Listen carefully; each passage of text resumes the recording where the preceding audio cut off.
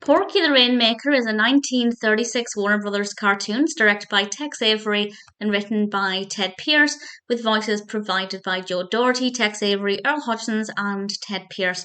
Honestly, I didn't really care for it. I thought it was very well animated, and I love Porky Pig, but I just found the narrative to be not that interesting. Porky is on a farm and he is tricked when he goes to the store to buy some pills, and these pills are meant to help make it rain. But needless to say, well, things take an interesting direction. Actually, it isn't completely predictable. I will give the episode, or the cartoon rather, credit where it's due. I perhaps expected something specific to happen, and it didn't. So actually, it was very creative, but I feel like it was also quite slow.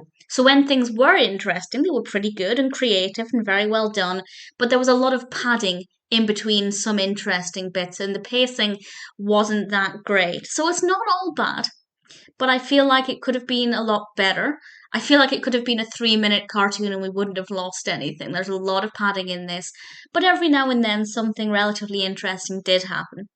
And as I said, it is well animated. Visually, I found it to be very appealing.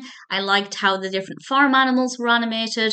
I like the style of Porky Pig here. I know he's not quite the Porky Pig that we end up knowing and loving more heavily as the series, as the cartoons progress, rather. But I still like the design of him here. It's not bad. It's not terrible, but I think I was expecting more. As it started off okay, and I thought the concept was quite good, but it's not perfect, but I guess something doesn't need to be perfect to be at least a little enjoyable. I still don't think like I loved it. Now even on reflection, when I point out that there are a few decent bits in the narrative and the animation style is very good, I still didn't come away from it feeling like I adored it. Not really that impressed with a lot of it, but there were some good bits. So maybe it's worth checking out for those good moments. I'd love to know what you think of it. If you're a fan of Porky Pig, yeah, of course it's worth watching for that. But it's probably not one I'll watch again. It's not amazing. I feel like there was a lot of room for improvement, but there are some redeemable qualities about it. That means it's probably worth watching once.